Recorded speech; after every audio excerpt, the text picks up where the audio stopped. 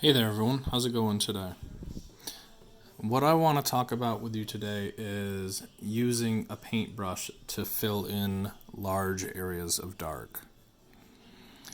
Now, the first thing I like to do when I know I'm about to use a paintbrush is I like to create a bordered edge to everything that I'm going to fill with black.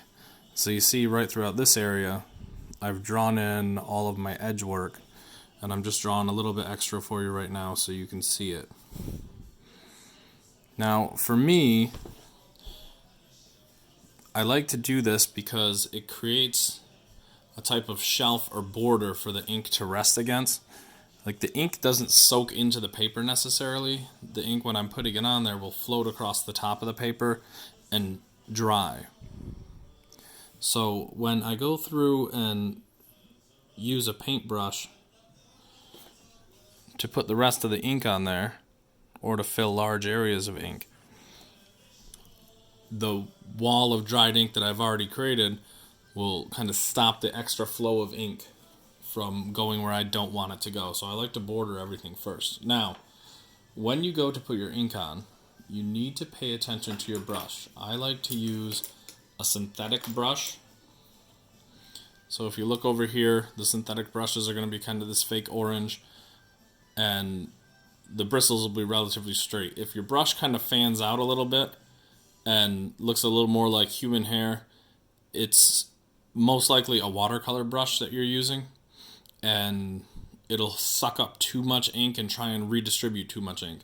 The goal for me, even though I'm filling large areas with ink, is not to overdo it. So when I'm doing it, I want to look at this brush right here.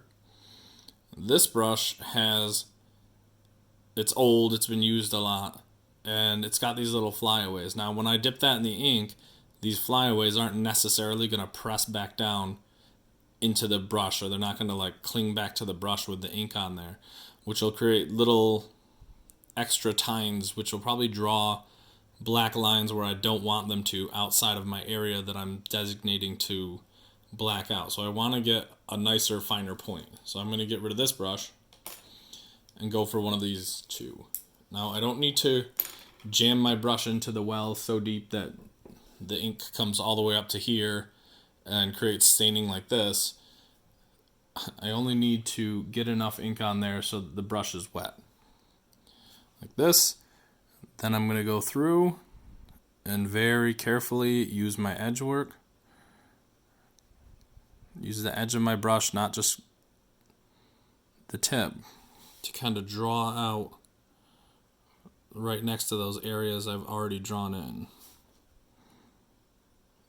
Okay, now what you guys are going to notice after you've paintbrushed your ink on, unlike the ink that you're putting on from the Crow Quill, this ink tends to soak into the paper a little more because you're covering more surface area.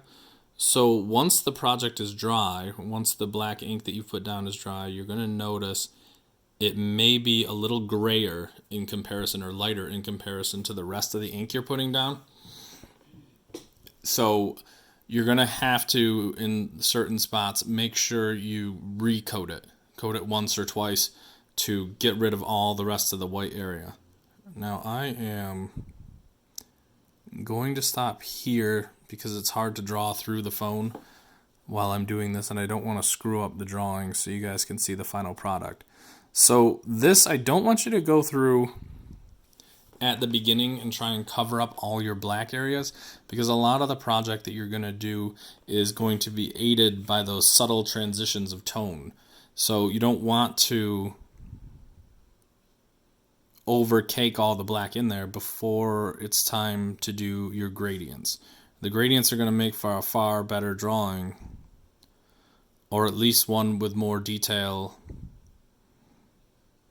and interest of all the other techniques that we've been talking about, interest in all the other techniques.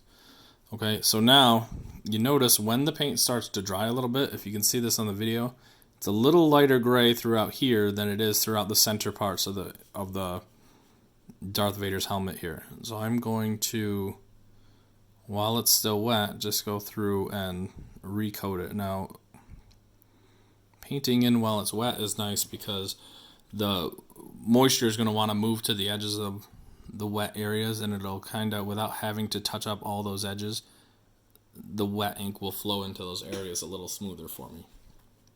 Alright guys, that's how to use a paintbrush to fill in large dark areas. At about this time in this video series, a lot of you are coming close to conclusion. Feel free to post any results of your paintings in the comments below. I'd love to see what you're working on. And I did mean drawings, not paintings. You guys have a wonderful day.